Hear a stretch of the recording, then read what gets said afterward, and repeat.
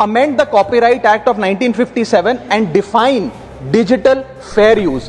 Sir होता क्या है कि अगर एक कंटेंट क्रिएटर कुछ सेकंड, चंद सेकंड, 2-3 सेकंड के लिए कॉपीराइटेड कंटेंट को रीपर्पस करके कमेंट्री, क्रिटिसिज्म, पैरोडी, एजुकेशनल या न्यूज रिपोर्टिंग पर्पसेस के लिए यूज करता है, चाहे वो क्रेडिट देता हो, उसको इंसिडेंटली यूज करता हो, कॉपीराइट स्ट्राइक मारकर उसके जो उसकी यूट्यूब चैनल है, प्रॉपर्टी है या इंस्टाग्राम पेज है, उसे वाइप आउट कर दिया जाता है और उसकी सालों की मेहनत चंद मिनटों में समाप्त हो जाती है। Sir, livelihoods must be decided by law and not by arbitrary algorithms. Sir, today millions of Indians have chosen to become digital content creators. They function as educators, reviewers, satirists, entertainers, musicians and influencers.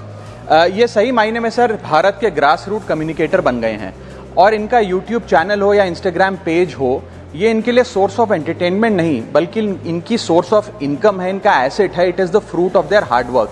But एक चीज़ से ये सब परेशान हैं और उस मुद्दे को आज मैं सदन में उठाना चाहूँगा, that is the issue of fair use and arbitrary copyright strikes by digital platforms. Sir होता क्या है कि अगर एक कंटेंट क्रिएटर कुछ सेकंड, चंद सेकंड, 2-3 सेकंड के लिए कॉपीराइटेड कंटेंट को रीपर्पस करके कमेंट्री, क्रिटिसिज्म, पैरोडी, एजुकेशनल या न्यूज रिपोर्टिंग पर्पसेस के लिए यूज करता है, चाहे वो क्रेडिट देता हो, उसको इंसिडेंटली यूज करता हो, कॉपीराइट स्ट्राइक मारकर उसके जो उसकी यूट्यूब चैनल है, प्रॉपर्टी है या इंस्टाग्राम पेज है, उसे वाइप आउट कर दिया जाता है और उसकी सालों की मेहनत चंद मिनटों में समाप्त हो जाती है। Sir, livelihoods must be decided by law and not by arbitrary algorithms. Sir, this by no means that one is against copyright holders. उनके हार्डवर्क और ओरिजिनलिटी को रिस्पेक्ट करने की जरूरत है, लेकिन यह समझने की जरूरत है that fair use is not piracy.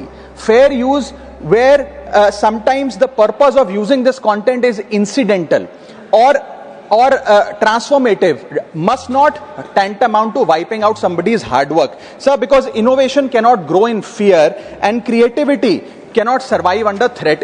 India का कॉपीराइट एक्ट सर 1957 में बना, एक ऐसे दौर में बना जब ना इंटरनेट था, ना कंप्यूटर थे, ना डिजिटल कंटेंट क्रिएटर्स थे, ना यूट्यूब, इंस्टाग्राम था।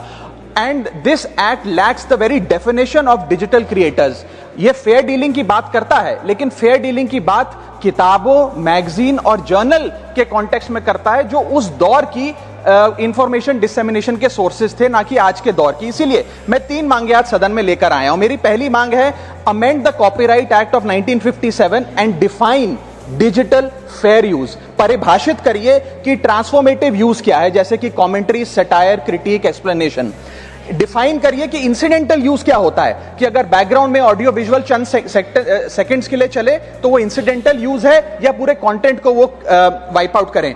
Proportionate use, educational use, public interest use and non commercial use की परिभाषा देने की आज आवश्यकता है। दूसरी मेरी मांग है sir, bring in the proportionality doctrine in copyright enforcement, कि बैकग्राउंड में मान लीजिए कुछ सेकंड के लिए कोई वीडियो और साउंड चला, उसका यह मतलब नहीं होना चाहिए कि कंटेंट क्रिएटर की सालों की मेहनत कुछ चंद सेकंड्स में समाप्त हो जाए। My third demand sir is that mandatory due process before take down. किसी का भी श्री जी शिवाजी